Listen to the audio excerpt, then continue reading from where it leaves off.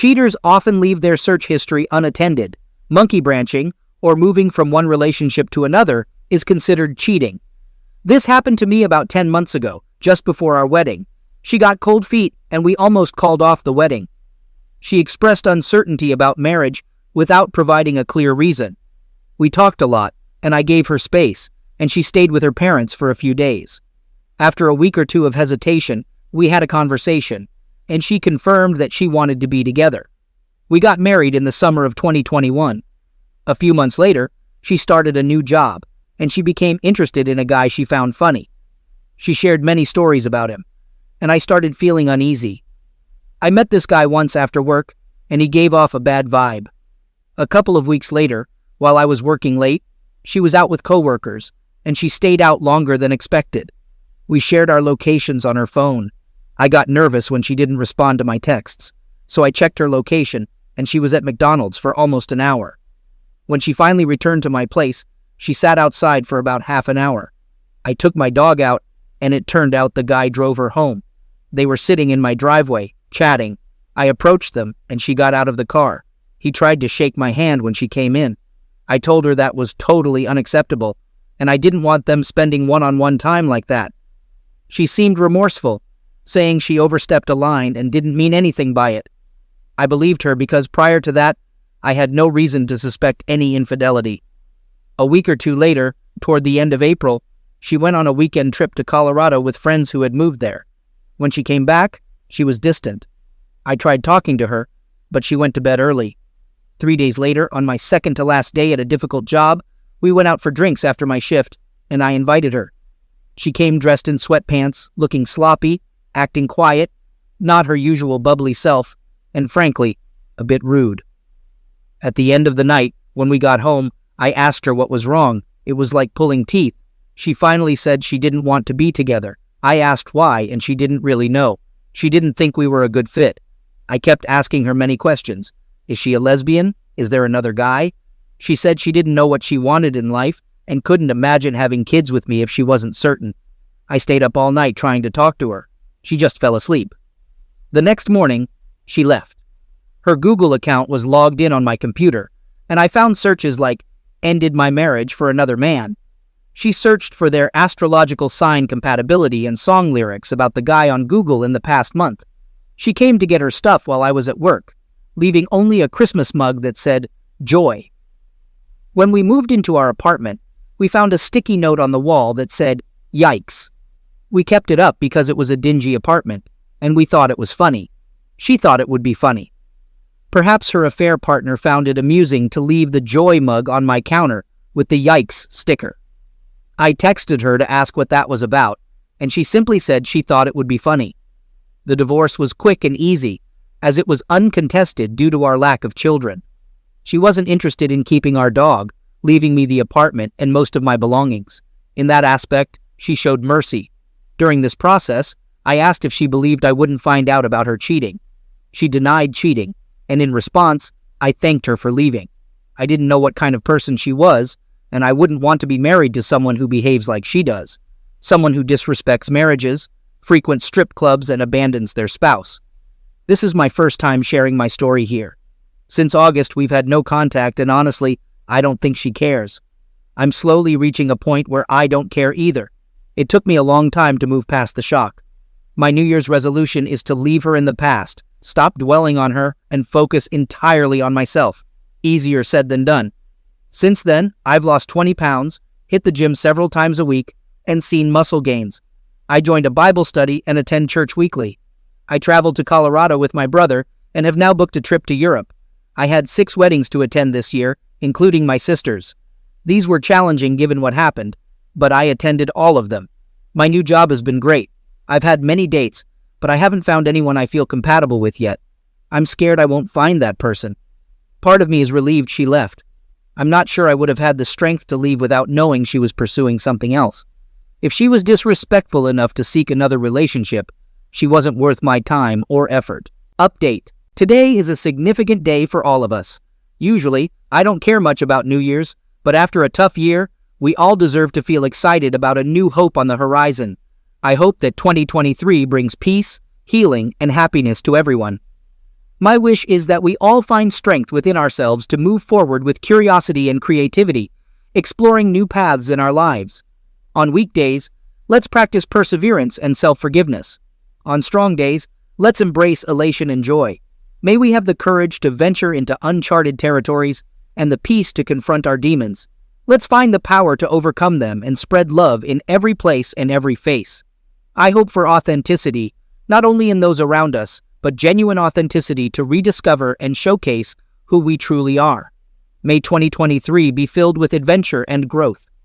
Let's climb out of this dreaded abyss and discover not only our true selves, but who we were meant to be. Leave the traitors in 2022.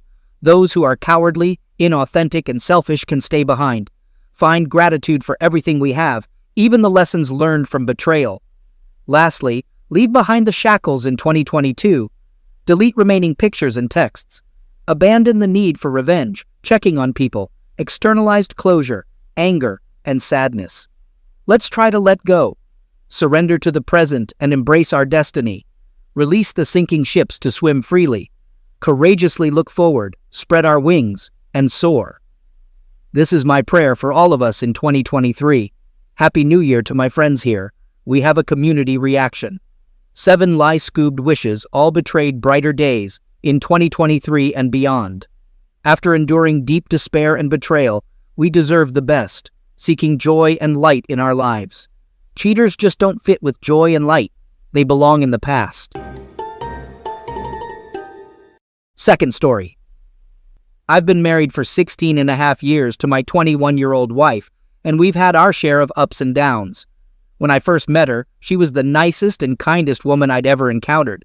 Strangely enough, I told her she would be my wife just 2 minutes after meeting her. Our 2 kids mean the world to me. However, after our second child, she became distant, depressed, and changed. I assumed it was depression, but she refused to explore it and suggested couples counseling. During the recession, when money was tight, I was working 4 jobs and a side business just to make it another month. Affording counseling was challenging, especially when she wouldn't communicate. She'd have good and bad weeks, sometimes being great and other times mean and disrespectful. Eventually, when things stabilized, I urged her to go to counseling with me. Reluctantly, she agreed, but I don't think she enjoyed it. The counselor, however, echoed what I had been saying. I can't fix what I don't know. She requested more help around the house, which I provided. Since 2015, I've worked 3 jobs, managed household chores, and things improved for a while. Yet she became mean again, often snapping at our daughter. Concerned about the impact on our child, I told her I'd never divorce her, committed to making our marriage better for as long as it took. However, I think because my daughter is so much like me, she was taking her anger out on her, and I can't allow that. So if she wanted a divorce, that's what we do. The next day she said she wanted to try and make it work, and for a few years things were good. She even went to a doctor and got prescribed antidepressants, but insisted on the lowest dose. Fast forward to 2020, and she went right back to being mean and disrespectful. Worse, there was total disdain in her voice whenever she spoke to me, and a look of disgust whenever I showed up somewhere. It hurt. Closeness was never a problem with us, and we both seemed to enjoy each other.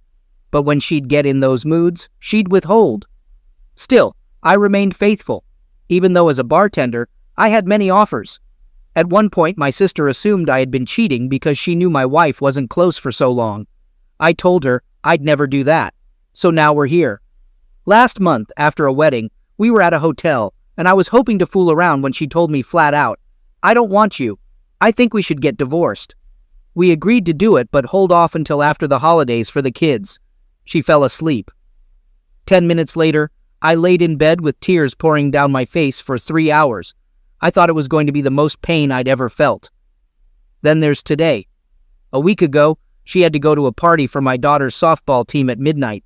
She wasn't home, so has a bad habit of needing to talk on the phone when she drives. So I called her. She was short and said she had to go because she was talking to her mom, who was standing right in front of me. Okay, I went home. When she got there, I asked how her mom was and if she had told her I had seen her today.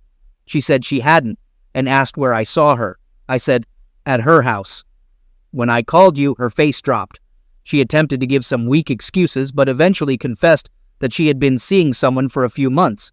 So, before we decided to get a divorce, I was completely shocked.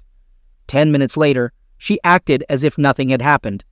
I'm not sure whether it was to avoid tipping off the kids or simply because she didn't care that she hurt me, but I suspect the latter. I couldn't talk to anyone about it because we've kept our decision to divorce a secret. So, my kids didn't catch wind of anything, and we had to attend the Christmas village tonight, so we were out all night. My kids sensed that something was wrong with me, but they just thought I was in a bad mood. My son even said, "You sound hurt. I'm unsure about what I'm going to do." The idea of divorce was already incredibly stressful, and I unintentionally lost 20 pounds in the past month. I need to figure out how to go through this without losing my house. Over the last 15 years, I've been paying off her $10,000 in credit card debt, $15,000 in student loans, and a $44,000 car. Now, I might owe her at least $40,000 for the house. It's going to be painful, but I believe I can handle it. I was finally starting to mentally prepare for the divorce, and then this betrayal hit me like a ton of bricks. In the last month, she's hurt me more than I ever thought possible. I don't even recognize the woman I married anymore. I don't know what to do. My daughter is going to be heartbroken when we tell her we're splitting up, but I'm unsure if I should tell her about this because I don't want her to hate her mom. I'm lost, confused, stressed beyond belief, and heartbroken. When I look at my wife, she seems like she couldn't care less. Thanks for listening. Update. It's still not finished, as expected, considering it's only been a few months.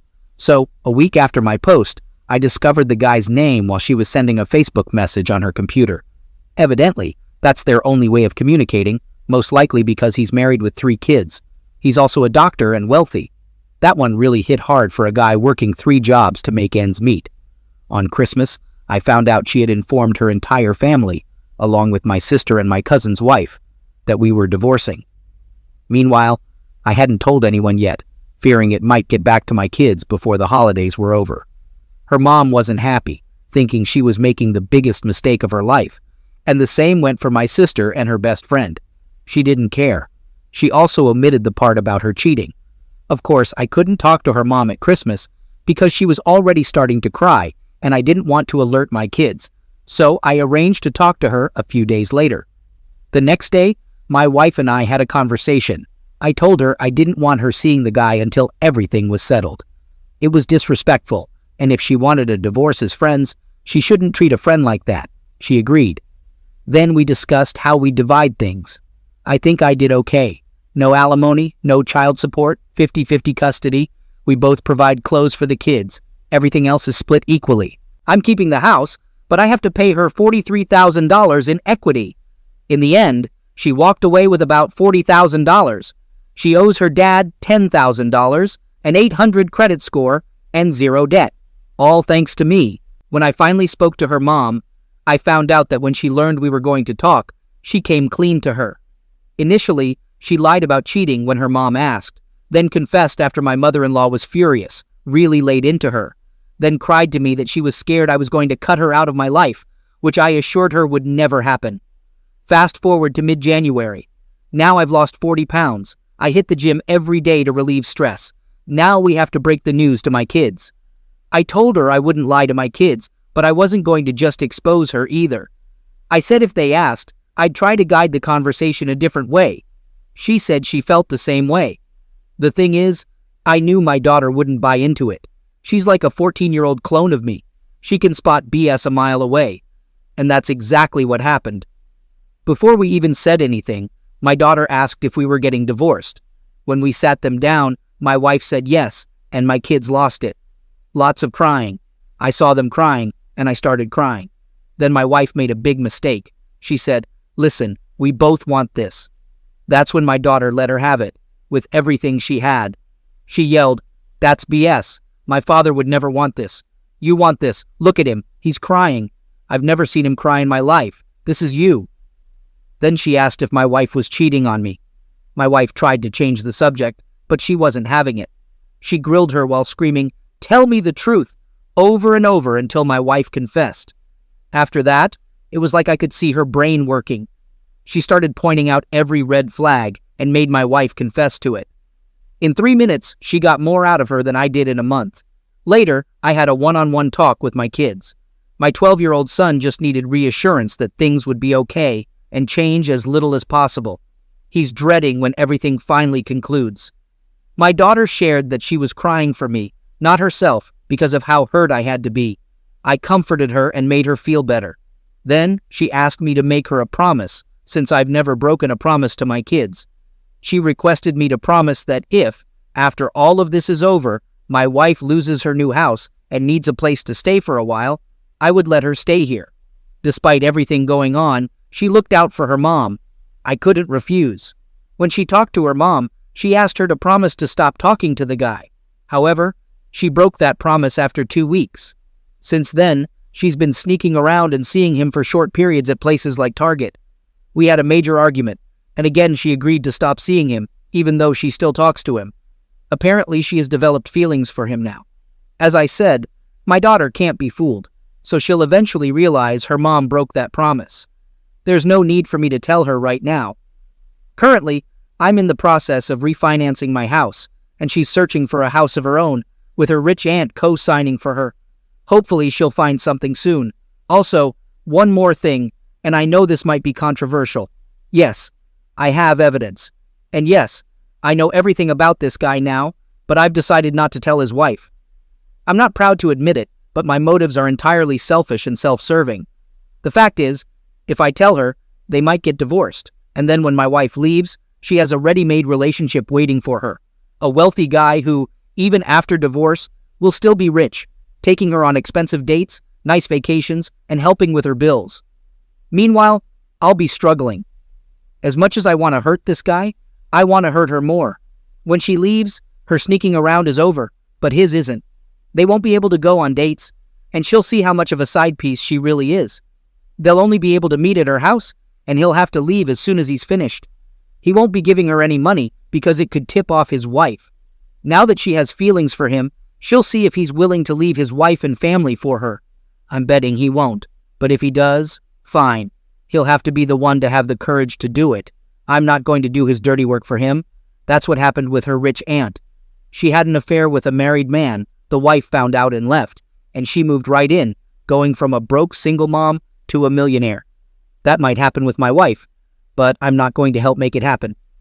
Update. I assured my kids that I'd keep their lives as stable as possible, and I've stuck to that. In August, we finalized the divorce. While still here, she searched for houses but got outbid 16 times. I discovered a house nearby she liked, spoke to the owner, and he let her have it without other bids.